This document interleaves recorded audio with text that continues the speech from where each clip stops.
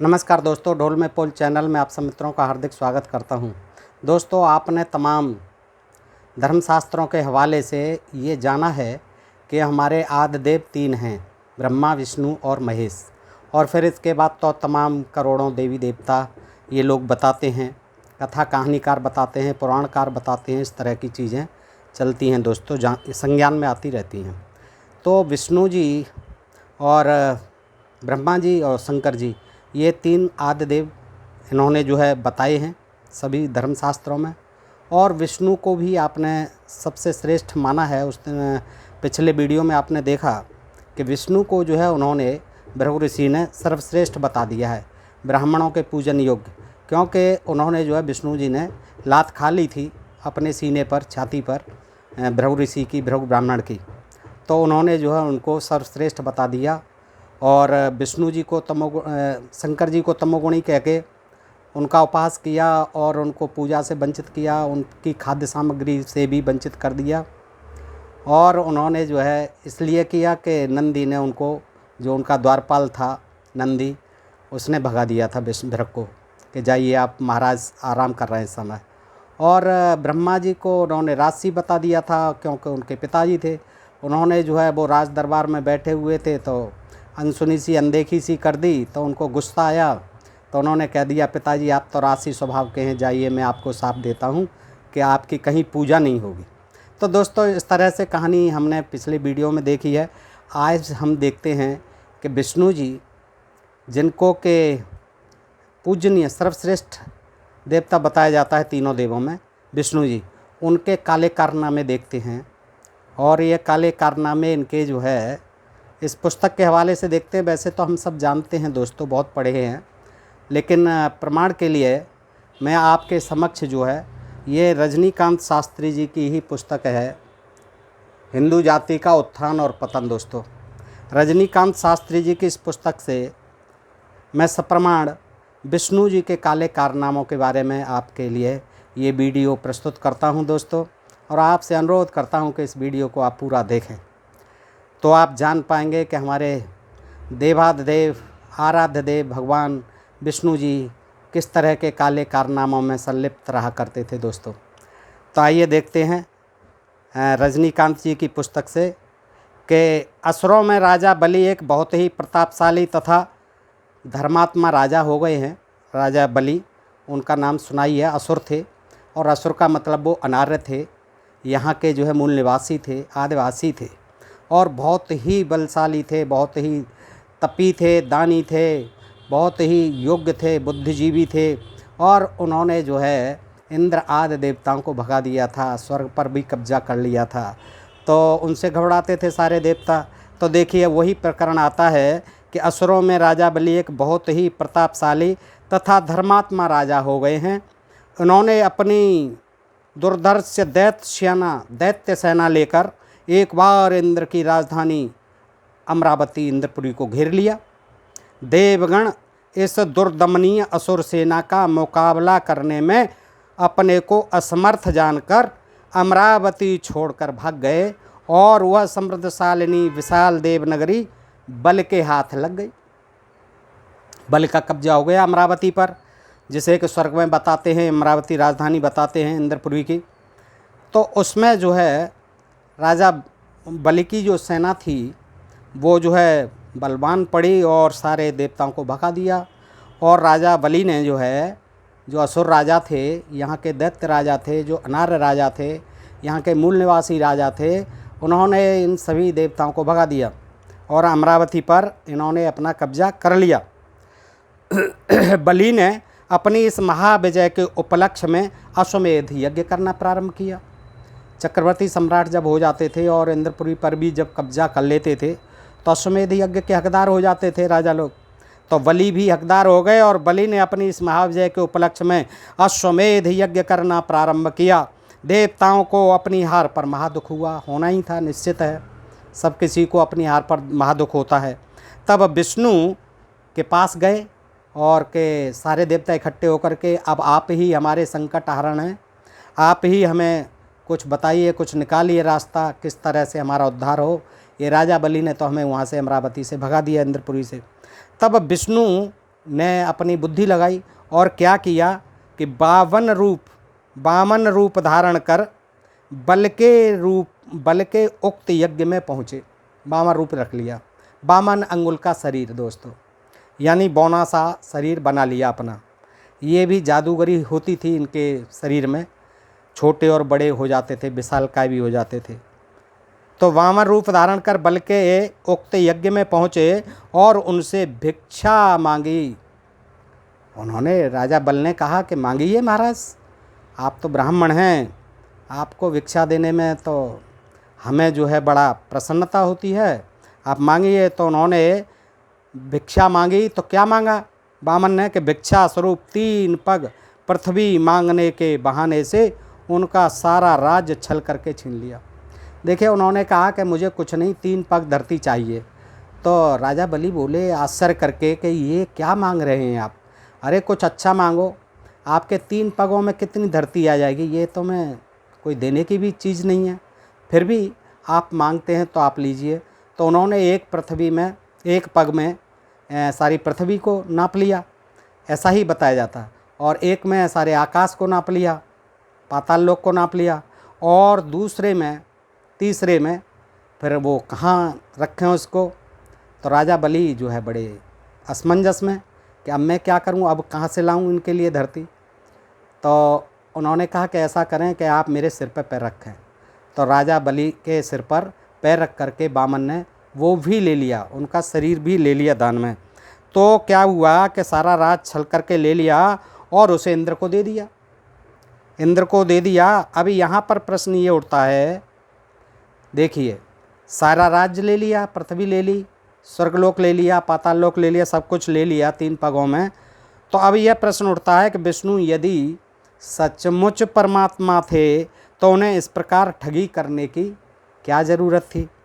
ये तथा उन्होंने बलि जैसे उदार चरित तथा धर्मात्मा का पक्ष न लेकर इंद्र जैसे कपटी और कुटिल, ईर्ष्यालु तथा इंद्रिय लोलुप व्यक्ति का पक्ष क्यों ग्रहण किया? ये सोचने की बात है कि इतना बलि थे, राजा बलि जो है इतने तपस्वी थे, दानी थे, पुण्यकर्ता थे, अश्वमेध यज्ञ भी कर रहे हैं, और इंद्र जैसे आदमी को पक्ष लेती हुई, क्योंकि वो देवता था, देवताओं का राजा था, उसका पक्ष लिया उन्होंने। और कैसा था इंद्र के? कुटिल था, ईर्ष्यालु था, इंद्रिय लोलुप था, उसका पक्ष ग्रहण किया। यह बात सभी पुराण पाठकों को भलीभांति विदित है कि इंद्र ने किस नीचता के साथ महर्षि गौतम की धर्मपत्नी अहिल्या का सतीत्व अपहरण किया था। वह किस प्रकार दूसरों की उन्नति को अपनी फूटी आँखों से न देख साधु महात्माओं की तपस्या में विघ्न डाला करता था, अप्सराओं को भेज देता था, उनकी तपस्याओं को बाधित किया करता था, और चोर की तरह अश्वमेध के घोड़े को चुरा लिया करता था। घोड़ों का भी चोर था इंद्र, व्यभिचारी था, दुराचारी था, कपटी था, क्रूर था, ईर्ष्यालु था। तो इसीलिए तो गोस्वामी तुलसीदास जी ने उसके बारे में लिखा है कि काक समान पाक रिपुरीति छली मलिन कतहु न प्रतीति। अर्थात इंद्र का तौर तरीका काले कौए का सा है, वह छली है, उसका हृदय मलिन है तथा किसी पर वह विश्वास नहीं करता। सच पूछा जाए तो बलि की तुलना में इंद्र उसके चरणों के धोवन तुल्य भी न था, किंतु विष्णुदेव ने बलि की सारी संपत्ति, राजपाट छीनकर इंद्र को दे दिया और बेचारे बलि को रसातल में ढकेल दिया, पाताल में ढकेल दिया। जाइए आप पाताल लोक में निवास करो।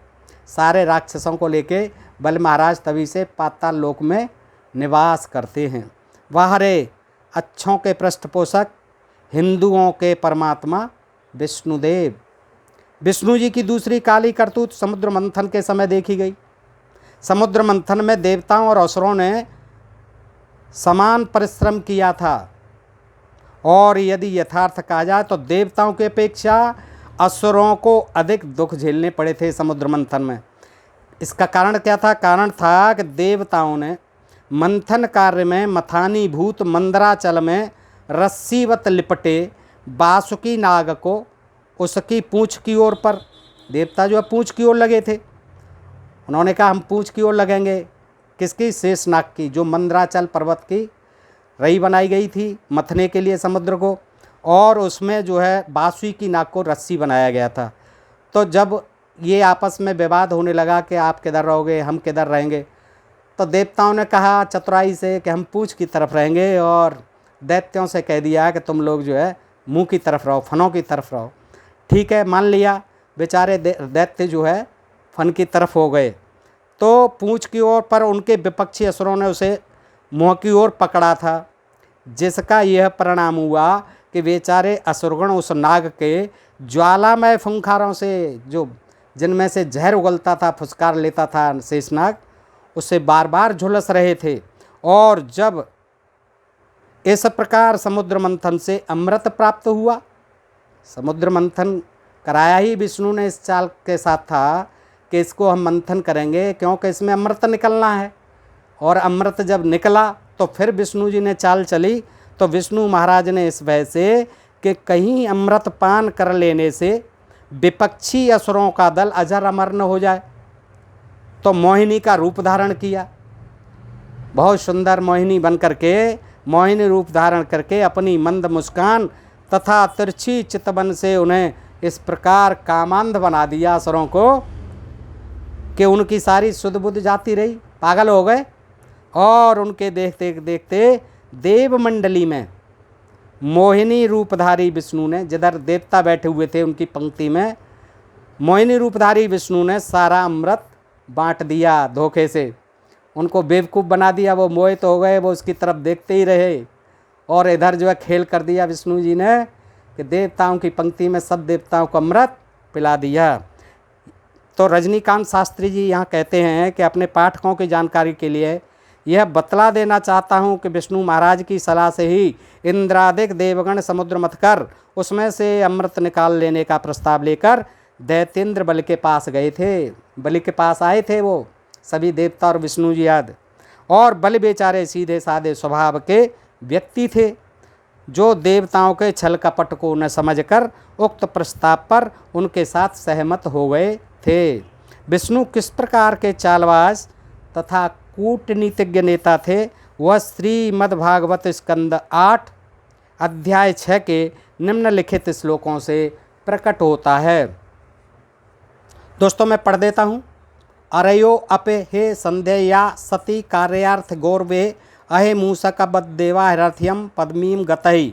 20वां श्लोक। अमृतोत्पादने यत्नः क्रियताम विलंबितम यस्य पीतस्य वे जम्बुर्मृत्यम मर्स्तो अमरो भवेतः छित्वा क्षीरो दधो सर्वा वीरुत्रणलतोस्ति मंथानम मदरम कृत्वा नेत्रम कृत्वा वासुक्यम सहायन मया देवा निर्वंथम ध्वत्तम तंद्रता क्लेशभाज्यो भविष्यन्ति दैत्यायूयम फलग्रहा यूयम तदनुमोदध्वम यदिच्छन्त्यम सुरासुरः न सर्वेण सिद्ध्यन्ति सर्वे अर्था शांतया यथा। 24वां श्लोक।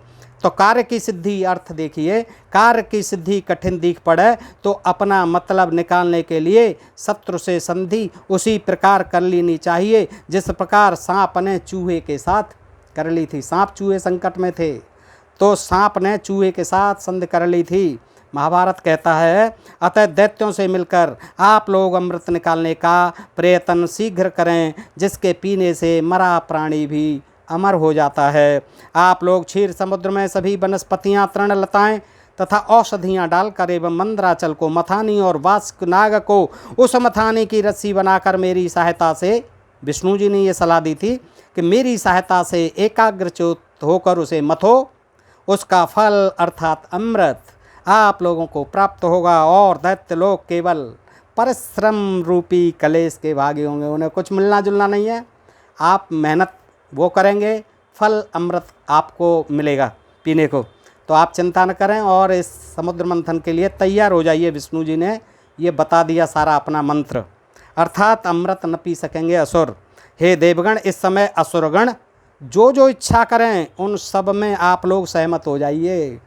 बलि के जितने भी असुर हैं उनके साथ सहमति बना लीजिए, चाहे वो कुछ भी कहें, जो कुछ भी कहें सहमति बना लो। एन केन प्रकारेण उनको समुद्र मंथन के लिए तैयार कर लीजिए, क्योंकि सभी कार्य लड़ाई करने से नहीं सिद्ध होते, कभी कभी मेल से भी काम निकाला जाता है और मेल से जैसा बनता है वैसा झगड़े से नहीं बनता। ये कूटनीति दे दी, बता दी विष्णु जी ने देवताओं को। ये वचन देवताओं के प्रति विष्णु महाराज के हैं, जिनसे उनकी विलक्षण कूटनीतिज्ञता तथा स्वार्थ परायणता फूट फूट कर निकलती है। चूहे ने अपने शत्रु सांप के उसे नहीं खाने के वचन पर विश्वास कर पेटी में छेद कर दिया कि सांप मुझे नहीं खाएगा। सांप पेटी में बंद था, लेकिन उसका विश्वास किया और उसमें छेद कर दिया चूहे ने, और वह विश्वासघाती सांप जैसे ही बाहर निकला उस चूहे को खाकर उसी छेद से निकल गया। विष्णु की इस कूटनीति का अभिप्राय यही था कि पहले दैत्यगण जो जो बातें कहें मान ली जाएं, पीछे तो उन्हें बुद्धू बनाकर अपना उल्लू सीधा किया ही जाएगा। यदि दानवों के विरुद्ध और देवताओं के पक्ष में यह कहा जाए कि दानवों का मोहिनी के रूप लावण्य पर मुग्ध होना ही उनके अमृत से वंचित हो जाने का कारण था, और चूंक देवगण उसके माया जाल में नहीं फंसे थे, क्योंकि उन्हें तो पता था कि विष्णु जी हैं मोहिनी बने हुए, अतः वे अमृत प्राप्त करने में सफल हुए। इस आक्षेप का खंडन इस प्रकार हो जाता है कि जिस भुवन मोहिनी की अनुपम छटा पर स्वयं भगवान शंकर, जिन्होंने कामदेव को जलाकर खाक कर दिया था, न केवल आसक्त हो गए बल्कि उस त्रिभुवन सुंदरी को पकड़ने के लिए इस प्रकार कामांध होकर भगवान शंकर जी उसके पीछे पीछे ऐसे दौड़े कि जहाँ जहाँ वे गए वहाँ वहाँ उनका वीर ऋतुमती हथिनी के पीछे पीछे दौड़ने वाले कामोन्मत्त गजराज की तरह स्खलित होता गया शंकर जी का। उसी विशाल नितम्बिनी तथा पीन स्तनी सर्वांग सुंदरी नारी के सामने बेचारे देवगण दैत्यगण किस खेत की मूली थे। जब शंकर जी इतने मोहित हुए, इतने पागल हो गए उनको उसको देखते ही, उसकी सुंदरता को देखते ही, मोहिनी के रूप को देखते ही, तो बेचारे असुर किस खेत की मूली थे, वो भी मोहित हो गए और वो जो है अमृत पीने से वंचित रह गए। और विष्णु ने तो देवताओं की ही स्वार्थ सिद्धि के लिए यह माया रची थी, अतः उन पर उसका प्रभाव कुछ भी न हुआ। वे उसके जादू से बाल बाल बच गए, क्योंकि उन्हें तो पता था सब। विष्णु ने अपनी करतूतों का सर्वश्रेष्ठ नमूना उस समय दिखलाया जब वे असुरेंद्र जलंधर की स्त्री वृंदा का सतीत्व अपहरण करने में तनिक भी नहीं हिचके। उसको वरदान था जलंधर को, असुर को, कि जब तक उसकी स्त्री का सतीत्व अक्षुण्ण बना रहेगा तब तक उसे कोई भी नहीं मार सकता कहीं भी। तो पर वह इतना अत्याचारी निकला कि उसके वध के लिए विष्णु को पर स्त्री गमन जैसे घृणित उपाय का आश्रय लेना पड़ा। देखिए, उसकी स्त्री के साथ ही गमन करके उसको मारने का तरकीब केवल विष्णु के दिमाग में था। रुद्र संहिता युद्धखंड अध्याय 24 में लिखा है कि विष्णु जालंधरम गत्वा दैतस्य पुटभेदनम पातिव्रतस्य भंगाय वृंदायाश्चा करोन्मतिम। अर्थ, विष्णु ने जलंधर दैत्य की राजधानी जाकर उसकी स्त्री वृंदा का पतिव्रत नष्ट करने का विचार किया। दोस्तों, इस पर भी मैं वीडियो बना चुका हूँ पहले। उधर शिव जलंधर के साथ युद्ध कर रहे थे और उधर विष्णु महाराज ने जलंधर का वेश धारण कर उसकी स्त्री वृंदा का सतीत्व नष्ट कर दिया, जिससे वह जलंधर दैत्य मारा गया। जब वृंदा को विष्णु का यह छल मालूम हुआ तो उसने विष्णु से कहा, धिक तदेवं हरे शीलम परदाराभिगामिनः ज्ञातो असे त्वं मा समंगम माई प्रत्यक्षम तापसः। अर्थ, हे विष्णु, पराई स्त्री के साथ व्यभिचार करने वाले तुम्हारे ऐसे आचरण पर धिक्कार है। अब तुमको मैं भली भांत जान गई। तुम देखने में तो महासाधु जान पड़ते हो, पर हो तुम मायावी अर्थात महाछली। और फिर कहती है, रे महाधम दैत्यारे परम धर्म विदूषक गृहणीत्वं सठम मदत्ताम सापम सर्व विश्वसोत्तुलवणम। अर्थ, अरे दैत्यों के शत्रु तथा दूसरे का धर्म बिगाड़ने वाले महानीच सठ, मेरे दिए हुए परम विषाक्त साप को अंगीकार कर। क्या कहा? अरे दैत्यों के शत्रु दूसरे का धर्म बिगाड़ने वाले महानीच सठ, मेरे दिए हुए परम विषाक्त साप को अंगीकार कर। साप का विवरण सभी को मालूम है। इसी साप के बस संबंधित कल्प के रामावतार में जलंधर ने रावण बनकर राम यानी विष्णु की स्त्री सीता का हरण किया था। जलंधर रावण बना था और इनको वैसे भी वृंदा को फिर तुलसी बना दिया और विष्णु जी को पत्थर की सिलिया, छोटी सी बटिया जिसे सालग्राम कहते हैं, वो उसके चरणों में उसकी पूजा होती है विष्णु की, उसको सालग्राम बना दिया। विष्णु वृंदा को पूज्य तुलसी बना दिया।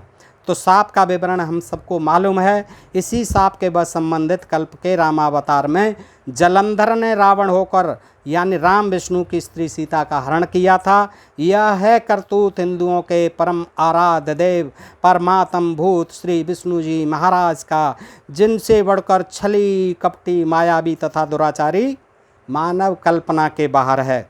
यदि विष्णु के बचाव में यह कहा जाए कि यदि उन्होंने नित्य नित्य अनेक स्त्रियों के सतीत्व लूटने वाले जलंधर जैसे आताताई का वध करने के लिए उसकी स्त्री का सतीत्व नष्ट कर ही दिया, तो इसमें कौन सा पाप किया? वो भी तो, जलंधर भी तो तमाम सतीत्व लूटता था, तो क्या बुरा कर दिया विष्णु ने?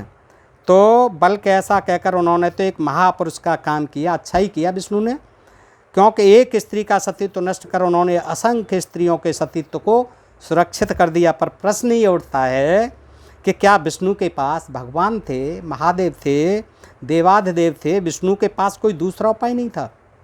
यदि विष्णु सचमुच घट घट व्यापी सर्वशक्तिमान परमात्मा थे तो वे अपनी प्रेरणा मात्र से ही जलंधर का अंतःकरण शुद्ध कर उसे दुर्जन से महासज्जन बना देते और वैसे ही मार देते उसको सीधा जा कर के। ये पाप कर्म करने की क्या ज़रूरत थी? भगवान थे, उनको सारी शक्तियाँ थी। सीधे युद्ध में जब सारे देवता नहीं मार पा रहे थे, सभी देवियाँ देव उलझे पड़े थे, तो उनको ही मार देना था। सारे देव जो है जलंधर से जूझ रहे थे, कोई नहीं मार पा रहा था। और अगर ये नहीं करना था तो भगवान होने के नाते, देव होने के नाते उनको जो अच्छी शिक्षा देनी थी और उसको असुर से जो है सुर बना देना था, मानव बना देना था। तो उन्हें इस प्रकार की लंपटता करने की ज़रूरत नहीं होती अगर उसका हृदय परिवर्तन कर दिया होता। आश्चर्य और शोक तो इस बात पर है कि हिरणाक्ष, हिरण्यकश्यप, जलंधर, रावण, बाणासुर, तारक आदि जितने प्रसिद्ध असुर हो गए हैं, उन्हें वरदान देकर उद्धत तथा दुर्धर्ष बनाने वाले ये त्रिदेव महाराज ही थे। और फिर इन्हीं लोगों को इन असुरों के असह्य अत्याचारों से संक्षुब्ध होकर उन्हें किसी न किसी उपाय से, चाहे वह उपाय भले ही घृणित क्यों न हो, मारना पड़ता था। पहले तो वरदान दे करके उनको अजर अमर बना देते थे, फिर जो है मारना भी पड़ता था। तो यदि सचमुच ये त्रिदेव त्रिकालज्ञ परमात्मा के रूप होते तो उन्हें अपनी त्रिकालज्ञता के कारण इस बात का पूर्व ज्ञान अवश्य होता कि वे असुर जिन्हें वे वरदान देने चले हैं, उनके वरदान का दुरुपयोग वे भविष्य में अवश्य करेंगे। और ऐसा जानकर यदि उनके दिमाग में कुछ भी अकल होती तो उन्हें इस प्रकार के अजय और महाद्योत बनाने वाले वरदान कभी नहीं देते, जिनसे लाचार होकर अंत में उन असुरों का वध करने के लिए उन्हें किसी पापमय उपाय का आश्रय लेना पड़ता। दोस्तों, इस तरह से ये कहानी थी। सुनने के लिए बहुत बहुत धन्यवाद। अगर पसंद आए तो मित्रों को शेयर करें और ढोल में पोल चैनल को सब्सक्राइब करते रहें। नमस्कार, जय हिंद, जय भारत।